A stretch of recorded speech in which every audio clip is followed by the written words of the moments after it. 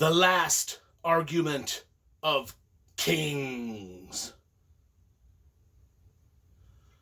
How was that for a dramatic opening? Oh my gosh. The CGI, the graphics, the drama. Anyway, let's put the stupid prop away and get to the book review. Let's put it back here. Hopefully it doesn't fall over and kill us all. That's a big sword, believe it or not. It's almost as tall as me when it's standing straight up. Last Argument of Kings. Book number 3 in Joe Abercrombie's First Law trilogy. I'm going to be reviewing it. Who am I? Well, I'm Brian Lee Durfee, author of The Forgetting Moon, The Blackest Heart, The Lonesome Crown, all published by Simon & Schuster Saga Press. This is my book review channel, where I gush on and on about books that I love. And I love this trilogy. The Blade itself, right here. Before they are hanged, you can see my reviews elsewhere on my channel. All you need to do is type in my name, Brian Lee Durfee, the name of whatever book you want to see that if I've reviewed it or not, it'll come up. I reviewed thousands of books. You can find those. No, now we're doing this one. Book 3. You know, I read this trilogy when it came out a long time ago. Didn't appreciate it for what it was at the time, as I've mentioned in these other book reviews. Thought they were decent fantasies, thought they were unique, they were grimdark, they had a little unique flair to them. It's not until I've done my second reread of these. Because when I read these before, I was not a published writer myself. I wasn't even much of a writer at all. But now that I've published big epic fantasy of my own, I know how hard it is to do. I know what it takes to make a big, huge, epic fantasy trilogy, and the world building and the character building and the plot and all of the stuff involved. And oh my gosh, I came to, my reread of this trilogy, I came to appreciate Joe Abercrombie so much more. So much more. It is crazy. We always talk about the covers. I love the covers. These are the new and improved covers over the original covers. These are done by Orbit. I think the original publisher was Peer. They did a decent job with the covers, but I think that Orbit kind of did a little bit, kind of did them up a little snazzier, made them all sort of similar. I like it. Love it. Love the graphic design. Love the simple design elements. Love the simple, bloody little illustrations and the big type and the boldness, and just kind of, they look like they could be covers of heavy metal albums. I just love it. Love it. I love the heavy metal. These are heavy metal books. You know, Barnes & Noble coined my fantasy as a hard-hitting heavy metal fantasy. I'm going to say Joe Abercrombie, he might be harder hitting and more heavy metal than me. I mean, I can admit when stuff is done better than what I've done. And I think Joe Abercrombie here has hit the ball out of the park. It's like a home run. This trilogy is a home run. All of his stuff is a home run. And so I'm going to do some comparisons. If you remember when I read John Gwynne, which is up here. I've got some John Gwynne books. When I read John Gwynne's 4 books, I did a big, massive comparison between John Gwynne and myself. Because our trilogy, our series were so similar. Now I'm going to kind of do a comparison between what Joe Abercrombie has done and what I did in my series, and sort of compare.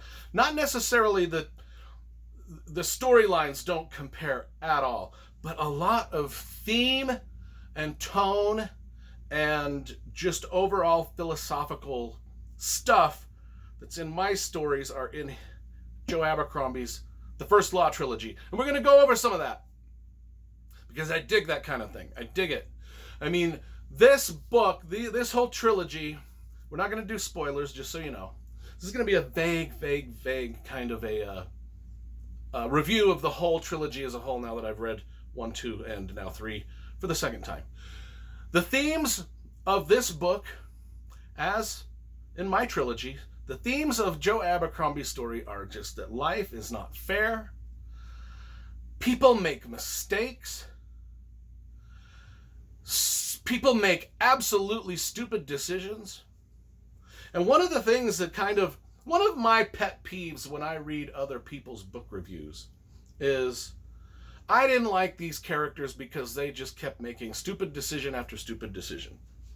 I'm like, well, not every character that's in a book is going to make the same decision you would make in that situation. No matter what the situation is, not every character is going to behave, talk, and say, and do, and come up with the same conclusions that you, the reader, would. No. People are different. People make mistakes. I work at the Utah State Prison. I've done so for a lot of years. And the place is full of people that have made really stupid life decisions.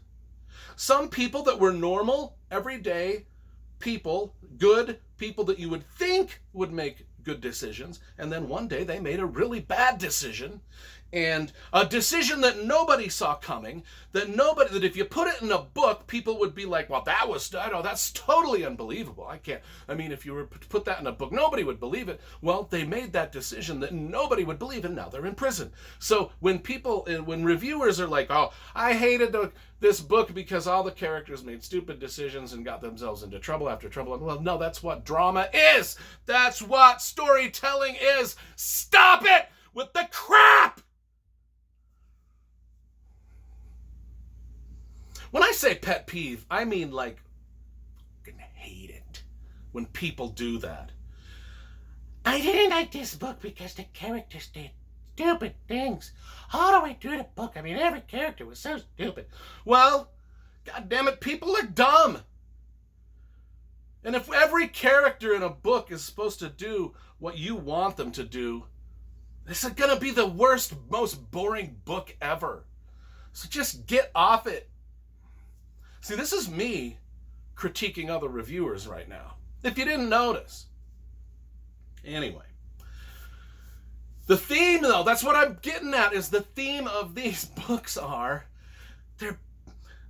there's a myriad of gray characters, a myriad of good characters, bad characters, all the way in between, and they all make just wackadoo decisions that just propel the story in wackadoo ways, and that's what is awesome about it.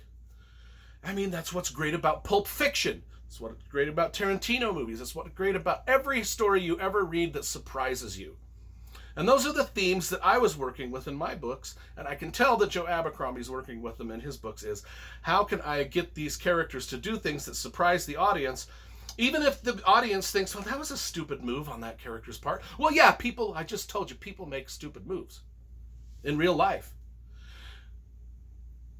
That's a comparison I'm going to make on theme, but there's more here. So this is brutal. This is like, when I set out to write my book, my trilogy, and I think Joe Abercrombie was on the same page with his trilogy, is I wanted to make the most surprising, dirty, gritty, vile, vulgar, R-rated,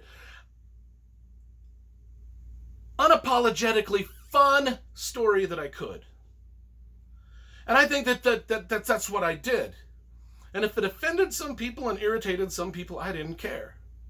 I just wanted my story to be dripping with surprise and mystery, and you didn't know what's coming around the next corner. You didn't know what character was going to make the next stupid move or smart move, because some of them do smart things.